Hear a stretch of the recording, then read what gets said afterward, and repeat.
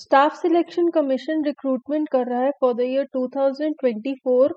Post है constable और rifleman इन CAPF. अलग अलग सीएपीएफ में ये भर्ती किए जाएंगे। तो आइए इसकी डिटेल्स देखते हैं। इंपॉर्टेंट डेट्स देख लेते हैं। ऑनलाइन एप्लीकेशन सबमिट करने की डेट्स हैं 24 नवंबर 2023 से लेकर 31 दिसंबर 2023। Last date and time for submit is 31 दिसंबर रात के 11 बजे। ऑनलाइन फी पेमेंट का भी लास्ट टाइम है 1 जनवरी 2024 रात के 11 बजे। अगर आपको अपने एप्लीकेशन फॉर्म में कुछ करेक्शंस करने हैं, वो विंडो खुलेगी 4 जनवरी से लेकर 6 जनवरी की रात 11 बजे तक। और आपका जो कंप्यूटर बेस्ड एग्जाम है वो फरवरी या मार्च 2024 में होगा। इसकी फाइनल डेट अनाउंस अभी होगी। वैकेंसीज देख लेते हैं। सभी वैकेंसीज टेंटेटिव हैं और आपकी स्क्रीन पर आपको ब्रेकअप दिख रहा है। टोटल वैकेंसीज हैं 26,146। और ध्यान दीजिए कि 10% वैकेंसीज एक्स सर्विसमैन के लिए हैं और अगर एक्स सर्विसमैन नहीं होंगे तो वो दूसरी कैटेगरीज में बांट दी जाएंगी। पे स्केल रहेगा लेवल 3 21,700 से लेकर 69,100। रिक्रूटमेंट या सिलेक्शन के 5 स्टेजेस हैं। पहले होगा एक कंप्यूटर बेस्ड एग्जाम, ये ऑनलाइन होगा। नेक्स्ट स्टेप में है फिजिकल स्टैंडर्ड टेस्ट पीएसटी। उसके बाद होगा फिजिकल एफिशिएंसी टेस्ट पीईटी।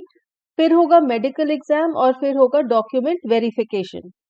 अब हम आगे देखते हैं एलिजिबिलिटी रिक्वायरमेंट्स क्या है। सबसे पहले candidate must be a citizen of India. Next पे है कि आपकी जो वैकेंसीज है वो स्टेट या यूटी या एरिया वाइज फिल की जाएंगी। तो आपको अपना डोमिसाइल और पीआरसी सबमिट करना होगा फॉर योर स्टेट और यूटी। तीसरे नंबर पे आती है एज लिमिट 18 से 23 साल एज ऑन 1 जनवरी 2024। नेक्स्ट आती है educational requirement. Candidates must have pass matriculation और 10th class exam from a recognised board और university.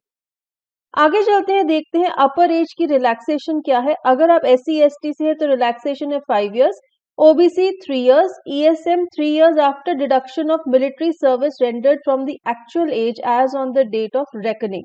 Children and dependent of victims killed in 84 riots or communal riots of 2002 in Gujarat, unreserved और EWS category के हैं तो 5 साल, OBC category के हैं तो 8 साल, SC ST कैटेगरी के हैं तो 10 साल।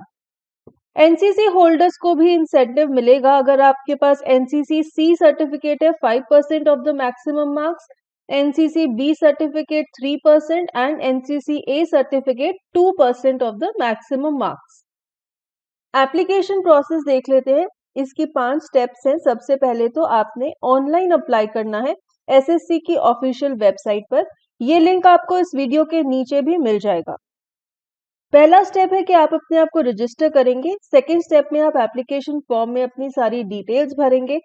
क्या क्या डिटेल्स भरनी है उसकी डिटेल्स इंफॉर्मेशन आपको ऑफिशियल नोटिफिकेशन या बुलेटिन में मिल जाएगी। तीसरे स्टेप में आपने अपने डॉक्यूमेंट्स अपलोड करने हैं। उसमें है आपकी scan colour passport size photograph और फोटोग्राफ की जो डायमेंशंस हैं वो यहाँ पे दी हुई हैं। इसी हिसाब से फोटोग्राफ आपने डालनी है और वो 3 महीने से ज्यादा पुरानी फोटोग्राफ नहीं होनी चाहिए और उसमें आपने कोई चश्मे या गॉगल्स नहीं पहने होने चाहिए। चौथे स्टेप पे आप अपनी एप्लीकेशन फी पे करेंगे और 5वें स्टेप पे आप फॉर्म को सबमिट कर देंगे और उसका एक प्रिंट आउट रख लेंगे फ्यूचर रेफरेंस के लिए। अब हम देखते हैं एप्लीकेशन फी क्या है। 100 रुपीज एप्लीकेशन फी है। अगर आप विमेन कैंडिडेट हैं, SC ST या ESM है तो आपको कोई फी नहीं पे करनी। नेक्स्ट चीज देखते हैं पेपर पैटर्न। जो कंप्यूटर बेस्ड एग्जाम होगा वो MCQ बेस्ड रहेगा। उसमें सब्जेक्ट्स होंगे general intelligence and reasoning, general knowledge and general awareness, elementary mathematics, English या फिर हिंदी। सभी सेक्शंस में 20-20 प्रश्न पूछे जाएंगे। टोटल 40 मार्क्स दिए जाएंगे हर सेक्शन के और टाइम है 60 मिनट्स। सो आपसे टोटल 80 क्वेश्चंस पूछे जाएंगे और मैक्सिमम मार्क्स है 160। अब हम देखते हैं कि नेगेटिव मार्किंग कितनी है। हर गलत आंसर के लिए 0.25 मार्क्स काट दिए जाएंगे और ये जो कंप्यूटर बेस्ड एग्जाम है ये 13 लैंग्वेजेस में पूछा जाएगा। English, Hindi plus 13 regional languages, Assamese, Bengali, Gujarati, Kannada, Konkani, Malayalam, Manipuri, Marathi, Odia, Punjabi, Tamil, Telugu, Urdu. Admit card को आप ऑनलाइन ही डाउनलोड करेंगे और उसका प्रिंट आउट लेंगे और ये प्रिंट आउट आप अपने साथ सीबीई देते वक्त और हर एग्जाम के लिए हर स्टेप पे आप अपने साथ इसे रखेंगे। साथ ही साथ आप 2 photo and date of birth ID proofs भी कैरी करेंगे।